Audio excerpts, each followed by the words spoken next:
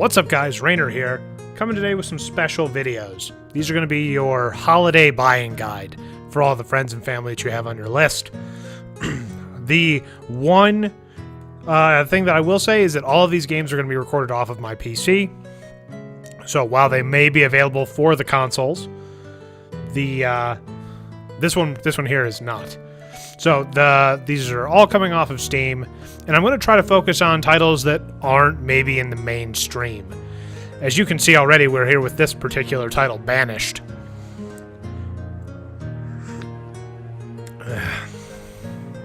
Banished is a title that it's a very interesting game in my opinion. It's made by one man at Shining Rock Studios. It came out earlier this year, I believe February, if I got my facts straight on that. Now, the best way that I can compare this to something else is if you've ever played the Stronghold games, whether it be Stronghold 1, Stronghold Crusader, any of those. It's exactly like that, just without the combat. Instead of fighting against an actual enemy, you're dealing with something much more severe, which is the actual environment itself. Let me just go into the options menu to show you what you got for some of this. So, I mean, this is a very low-tier game. I mean, there's not a lot of... you got your anti-aliasing, your VSync. I can run this at maximum on my PC without any problems. At scrolling windows, it auto-saves often. If you get to be a more hardcore player, maybe set this out to a longer time so that you can go back and correct mistakes that happen. And then my very favorite part of this, every single command in this game is rebindable. And I love that. I love rebindable keys. So many times on the console, that's not an option. And basically typical audio sliders. So I'm going to jump into a new game here just to kind of show you what exactly this game is. So we're just going to rename this Rayburg. So you've got your map seed, which is your basically randomly generated terrain. The terrain type, you get the option of valleys and mountains. Your terrain size, small, medium, and large. I've only ever played on medium maps just because they often feel right. The climate, you can change it from mild to fair to harsh, depending on how you want your game to play out. I just leave it on fair for now, just because disasters, always leave disasters on, because come on. And then, this is a very key factor here, your difficulty, your starting conditions. Easy, you start with a lot of stuff. A large amount of clothing, food, wood, building materials, everything provided. Homes and storage are already built, seeds and livestock. Medium's a little harder. You have a few seeds in a storage barn, and then hard, you get nothing. You get a very small amount of clothing, food, and firewood and tools, and only 4 families. On easy, you begin with 6, and on medium, you get 5. We're just going to start on medium, just so I can show you basically what this game is, just to kind of give you a general overview on how this game functions as a game. And if you feel like this is something that would interest you, it is available on Steam right now. It varies in price between, I think it's at full price, it's like $20, maybe $30. It's hard to say. I got it for $20. So you start into the game, and this is Banished. This is what it looks like. We're going to just real quickly pause the simulation because I don't need people dying before I even get finished explaining. So basically, this is the way Banished is. You get this whole gigantic map of all of this stuff that you can use to survive. Trees. Over here you have some stone. You got some iron here. A river. Rivers are very important. The lake's not as important, but this is a river. This is a stream. The river is good because it allows you to trade. The stream isn't really as good, but you can fish in it. Then you have your storage barn, where it has all of your stuff, and then your stockpile, which has all of your resources. These are basically, this is stuff that you need to survive. You have your food, your tools, and your clothes. Your clothes, the benefit to those is when it gets cold out, your people with good clothes don't have to go inside as often and can work longer. And that's a very big feature to keep them in. Then the stone, iron, and logs all go together to make the buildings that you'll need to survive, and then the firewood will keep your people warm. So what we're going to do here is, when you start the game, it's a very minimal UI. The user interface is very, very low. So what you want to do is you want to click General Statistics, you want to click Event Log, and you want Assign Jobs to Citizens. These are your basic features. I'm just going to order them how I like them on the screen here. Now, as well as having a very in-depth system here on its own, it also comes with a full tutorial system that it has. There, you saw it on the main menu, and then it also has like a, I like to call it the Civilopedia, because it's what it reminds me of from Civilizations. Is you've got, it gives you basic tutorials on everything that you need. So let's start. Let's build a small town here, just to kind of show you the way this game works. So I'm going to build some houses. I've got 5 families, so we're just going to rotate our house here. We're going to build some houses, just like this. 5 houses, 1 for each family. So over here we have 10 laborers that are going to be doing general labor work. General labor would be, here, I'll just give you an example. So I'm going to have the general laborers come over here and clear all of the resources from this area. Let me just get that area a little better. There we go. So the laborers are going to clear the resources that I just designated for them to clear. So it's going to be all this lumber, all this stone, and then I don't see any iron in there, but all of that. Then I'm going to assign 2 people to be builders, so that 2 of the people are going to be focused on building. The laborers will also move resources from your stockpile to the building sites. And while they're doing that, I'm going to have my builders build a basic road here, like so. So now we're going to hit play. This game also features speed-ups, so I can have them all do the work faster. So there you go. We're building our basic stuff. It's exciting. Building, building, building. Let's slow it down a little bit. So we've got a full house built. The road's built. Civilians are out clearing trees. It's all going very well. So then you need to focus on the next most important thing in your keeping your town alive. That's food. You need to get food. So because this is medium, I have crops available. On hard, you don't have these available. You have to buy seeds from the merchant. But I don't have to do that now because it's only medium. So we're going to plop a field there, and we're going to plant squash. There we go. So now let's assign a farmer to do the farming, while the builders are over here doing their work.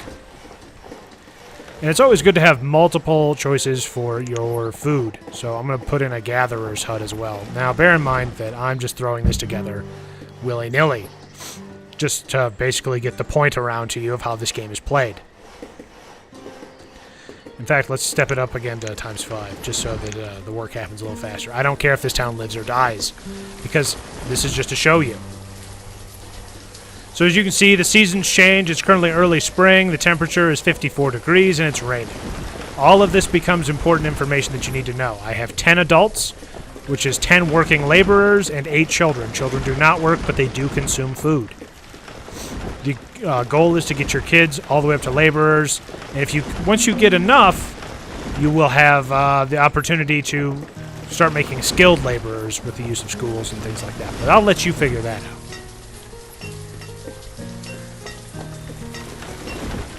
So as you can see, the reserve of firewood that we had is running low. So we need to work on getting more firewood.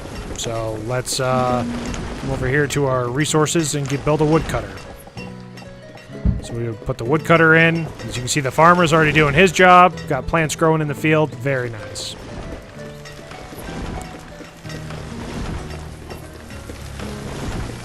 Our people are getting the trees cut down. We're getting our stockpile built up. Very nice. Very, very nice. It's coming along. While this is all happening, let's talk about the things we have. So I built basic wooden houses. This is just the general house that you can build for your civilians. There's also the stone house, which is a lot more resources to put in, but they're much warmer and a lot safer. Safety is an issue when it comes to natural disasters. And then there's a boarding house, which allows you to provide housing for the homeless. And that isn't a thing you really need to worry about until later in the game. Roads, you've got your dirt road, which provides faster travel than just the open road, or the open fields. And then we've got a stone road, which is much faster, basically. And then we can build bridges. Just throw a bridge in here because we can. And then a tunnel to go through mountains, like so. There you go. Here you have storage facilities. You've got a storage barn, a stockpile. This is the stockpile. This is the storage barn. You also have the marketplace, which, as you can see, is enormous. It's basically an upgraded version of the storage barn. And then a trading post, which you have to build on water, like so. There it is. And that'll allow a merchant to show up. Typically, they show up once a year. And they bring goods and seeds and livestock to your town. So you see, if you've been keeping up down here, we've got 2 kids that have become laborers, and then a new child has been born. So that's very exciting. Population growth. Excellent. It's currently early summer. It's 83 degrees out. Excellent. We have wells, schools, hospitals, town halls, chapels, and cemeteries. The cemetery, everything, this is all available information in the Encyclopedia. Then you've got orchards for growing fruit trees, crop fields you've already seen, pastures, fishing docks, hunting cabins, and gatherers' huts. My gatherer's hut is finished, so let's throw some of my laborers into gathering, just so that they have something to do, and I'm acquiring more food. Food is very key, because during the winter months, you're not going to be able to grow food at the farm here. So you need to be able to stock up. Oops, I did not want fishermen, I wanted woodcutters. The other thing that I really like about this game that is really just enticing to me is that you have like full control over your population here. If you need someone to do something, like this woodcutter is going to come over here and he's going to make firewood, which is going to provide heat for these houses in the winter. Once I reach a comfortable level of firewood, I can just shut him off and have him do something else. It's great. There's no set job paths or anything like that. I'm also going to put down a forester's lodge. Foresters grow trees. And they grow and cut trees. Let's be specific here, so that you have a constant supply of lumber.